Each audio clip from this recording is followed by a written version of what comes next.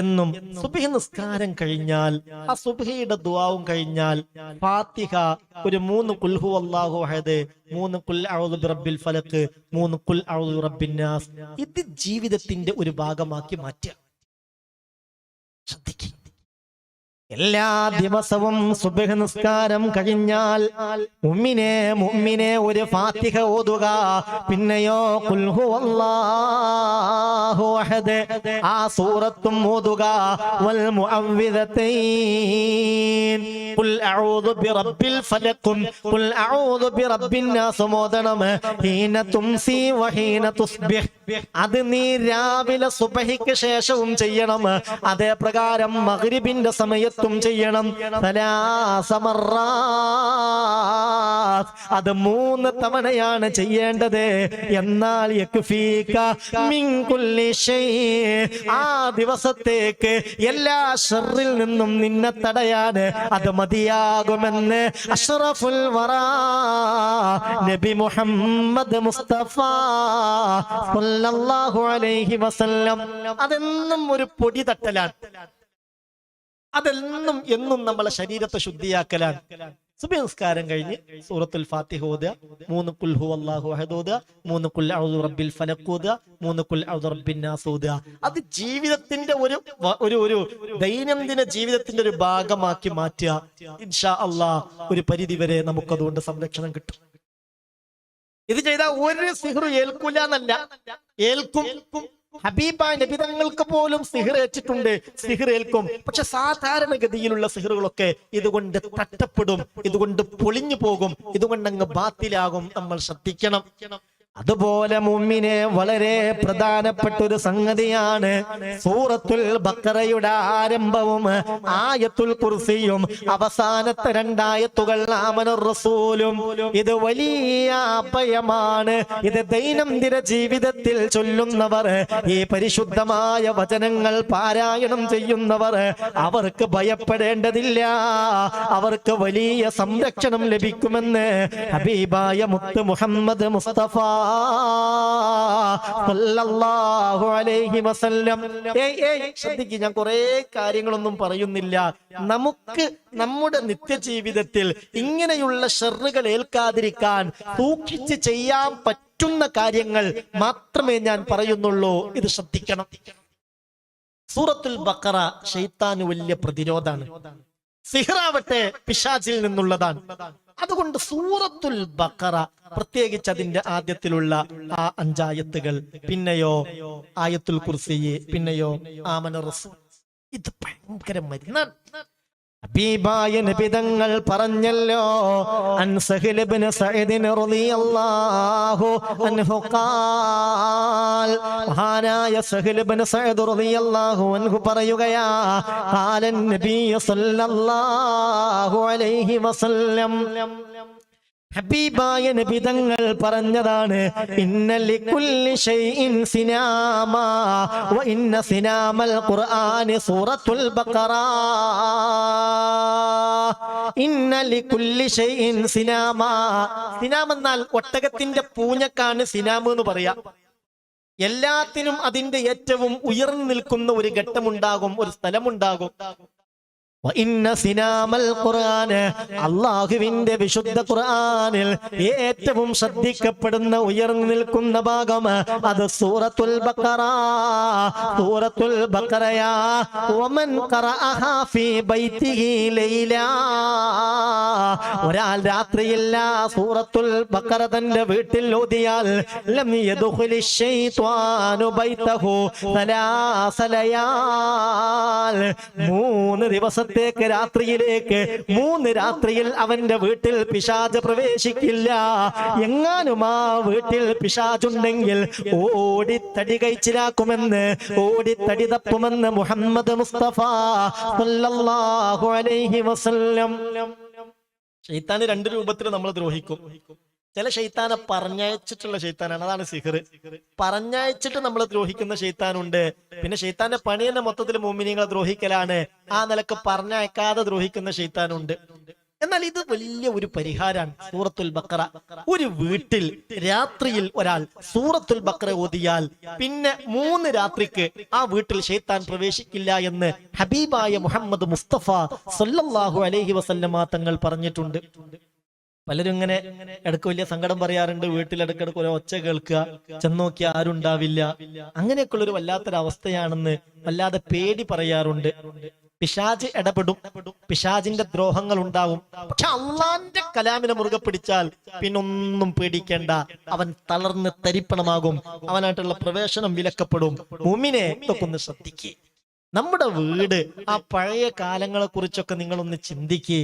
ഇശാ മഗ്രിബിന്റെ ഇടയിലൊക്കെ എല്ലാ മുസ്ലിം വീടുകളിൽ നിന്നും അള്ളാഹുവിന്റെ പരിശുദ്ധ ഖുർആന്റെ വചനങ്ങൾ കേട്ടിരുന്ന, പരിശുദ്ധമായ മൗലീദിന്റെ ഹദീസുകളും ബൈത്തുകളും കേട്ടിരുന്ന, മഹത്തായ മാല മൗലിദുകളും അൽക്കാറുകളും കേട്ടിരുന്ന ആ ഒരു പഴയ കാലത്തെ കുറിച്ച് നിങ്ങൾ ചിന്തിക്കുക. പ്രത്യേകിച്ച് ഇന്നത്തെ ഒരു പ്രതിസന്ധികളും ഇന്നത്തെ ഒരു പ്രയാസങ്ങളും ഒക്കെ മനസ്സിലാക്കി അത് കൂടുതലായി നമ്മൾ ചെയ്യേണ്ട ചില സന്ദർഭമാണിത്. ഒരിക്കലും നമ്മൾ മടിയന്മാരായി മാറരുത്. അള്ളാഹു അതൊക്കെ ഒരു ലദ്ദത്താക്കി, ഒരാനന്ദമാക്കി നമ്മളെ ഖൽബിന് അനുഭവിക്കാൻ തൗഫീക്ക് നൽകട്ടെ. അതൊക്കെ ഹൃദയത്തിനൊരു ആനന്ദമായി മാറണ്ടേ, അതൊക്കെ വല്ലാത്തൊരു നിർവൃത്തിയായി മാറേണ്ട. അള്ളാഹു തൗഫീക്ക് നൽകട്ടെ. ഇതാണ് ഹബീബായ മുഹമ്മദ് മുസ്തഫ സല്ലല്ലാഹു അലൈഹി വസല്ലമ തങ്ങൾ പറയുകയാണ്, മൻ ഖറഅഹാ ഫീ ബൈതിഹി ലൈല, ഒരാൾ തന്റെ വീട്ടിൽ രാത്രിയിൽ സൂറത്തുൽ ബഖറ ഓതിയാൽ ലം യദ്ഖുലി ശൈത്വാനു ബൈതഹു സലാസ ലയാൽ, 3 രാത്രിയില്ല വീട്ടിലേക്ക് പിശാച് പ്രവേശിക്കില്ല. വമൻ ഖറഅഹാ നഹാറാ, വമൻ ഖറഅഹാ നഹാറാ, പകലിലാണ് ഒരാൾ അത് ഓതുന്നതെങ്കിലോ ലം യദ്ഖുലി ശൈത്വാനു ബൈതഹു സലാസത അയ്യാം, 3 പകലിൽ ആ വീട്ടിൽ ശൈത്താൻ കയറൂല. ശൈത്താനെ കൊണ്ട് നമുക്ക് മാത്രമല്ല നമ്മുടെ മക്കൾക്കും പല ഇടങ്ങാറുണ്ടാവും, പല പ്രയാസങ്ങളുണ്ടാവും. ചിലപ്പോ അങ്ങനെ എന്തെങ്കിലുമൊക്കെ ഒരു തുച്ചിയിലും ഇടങ്ങാറൊക്കെ മക്കൾ കാണിക്കുമ്പോ മര്യാദക്കൊന്ന് അങ്ങ് മന്ത്രിച്ചാൽ അടുത്ത് എളിഞ്ഞു വരുന്നത് കാണാം. പിശാച് വല്ലാതെ ദ്രോഹിക്കും.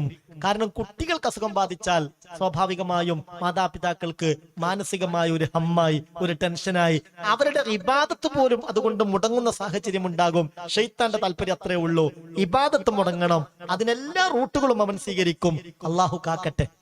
ഒന്നാമീൻ പറഞ്ഞേക്ക്, അള്ളാഹു കാത്തിരക്ഷിക്കട്ടെ. അപ്പൊ സൂറത്തുൽ ബഖറയുടെ കാര്യം ശ്രദ്ധിക്കുക, പ്രത്യേകിച്ച് അതിന്റെ തുടക്കം. അലിഫ് ലാം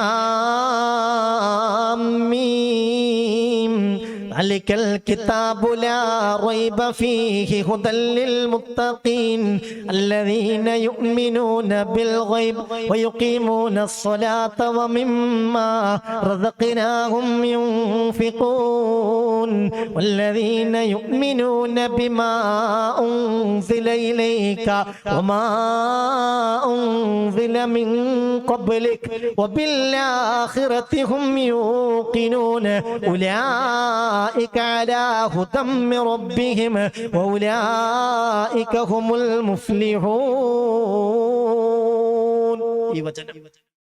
പിന്നെ ആയത്തുൽ കുർസി, പിന്നെ ആമന റസൂൽ മൻ ഖറഅ 10 ആയാതിൻ മിൻ സൂറത്തിൽ ബഖറ ഫീ ലൈല. ശ്രദ്ധിക്ക സഹോദരാ, ശ്രദ്ധിക്ക സഹോദരി. പ്രതിസന്ധികളും ബുദ്ധിമുട്ടുകളും പ്രയാസങ്ങളും മാത്രം പറഞ്ഞത് കൊണ്ടായില്ല. എന്താണ് അതിന്റെ പരിഹാരമെന്ന് മനസ്സിലാക്കി ആ പരിഹാരത്തെ ഉപയോഗപ്പെടുത്താൻ നമ്മൾ തയ്യാറാകണം. ആ പരിഹാരമാണ് ഈ മജ്ലിസിലൂടെ നിങ്ങളെ കേൾപ്പിക്കുന്നത്.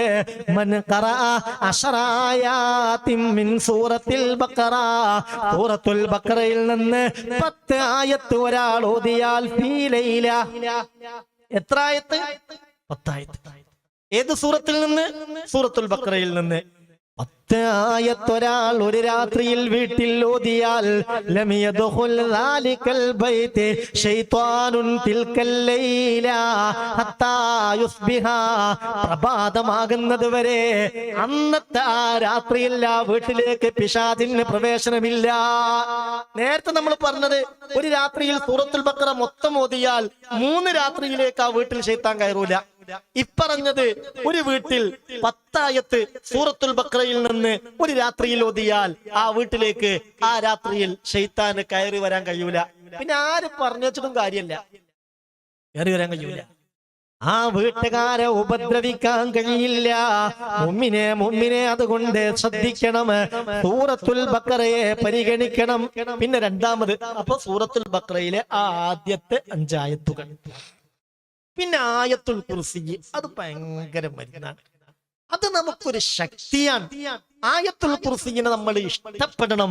അത് നമ്മളുടെ നാവിലൂടെ എപ്പോഴും ഇങ്ങനെ ചലിച്ചുകൊണ്ടിരിക്കണം. അള്ളാഹുവിന്റെ വിശുദ്ധ ഖുർആനിലെ 6000-ൽ ചില്ലാനം ആയത്തുകളെ കൂട്ടത്തിൽ നേതാവായ ആയത്ത് എന്നല്ലേ മുഅ്മിനെ ഈ ആയത്തിനെ കുറിച്ച് മുത്ത് മുഹമ്മദ് മുസ്തഫ സ്വല്ലല്ലാഹു അലൈഹി വസല്ലമ തങ്ങൾ പറഞ്ഞിട്ടുള്ളത്? സൂറത്തുൽ ബഖറ ഫീഹാ യാ സയ്യിദതു ആയിൽ ഖുർആൻ. ഹബീബായ നബി തങ്ങൾ പറഞ്ഞല്ലോ, സൂറത്തുൽ ബഖറ,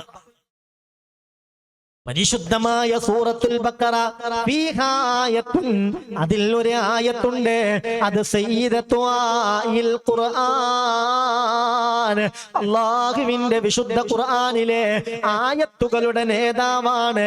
ലാ തുഖറഉ ഫീ ബൈത്തിൻ വഫീഹി ശൈത്വാനുൻ ഇല്ലാ ഖറജ മിൻഹു ആയത്തുൽ കുർസി. സൂറത്തുൽ ബഖറയിൽ ഒരായത്തുണ്ട്, അത് മൊത്തം ആയത്തുകളുടെ നേതാവാണ്. ഒരു വീട്ടിൽ ആ സൂറത്തുൽ ബഖറ, ആയത്തുൽ കുർസി ഓതിക്കഴിഞ്ഞാൽ അപ്പൊ ശൈത്താൻ ആ വീട്ടിലുണ്ടെങ്കിൽ ഉടനെ പുറത്തിറങ്ങും, വീട്ടിൽ നിൽക്കാൻ കഴിയൂല എന്ന് മുഹമ്മദ് മുസ്തഫ സല്ലല്ലാഹു അലൈഹി വസല്ലം. ലാ തുഖറഉ ഫീ ബൈത്തിൻ വഫീഹി ശൈത്വാനുൻ ഇല്ലാ ഖറജ മിൻഹു ആയത്തുൽ കുർസി. ആയത്തുൽ കുർസി ഓതുന്നോർത്ത് ശൈത്താൻ നിൽക്കാൻ കഴിയൂല. എങ്ങനെയാണ് മുഅ്മിനെ നിരന്തരമായി ആയത്തുൽ കുർസി ഓതുന്ന ഒരു വിശ്വാസിയുടെ ശരീരത്തിൽ പിശാചിന് ആധിപത്യം ഉണ്ടാവുക?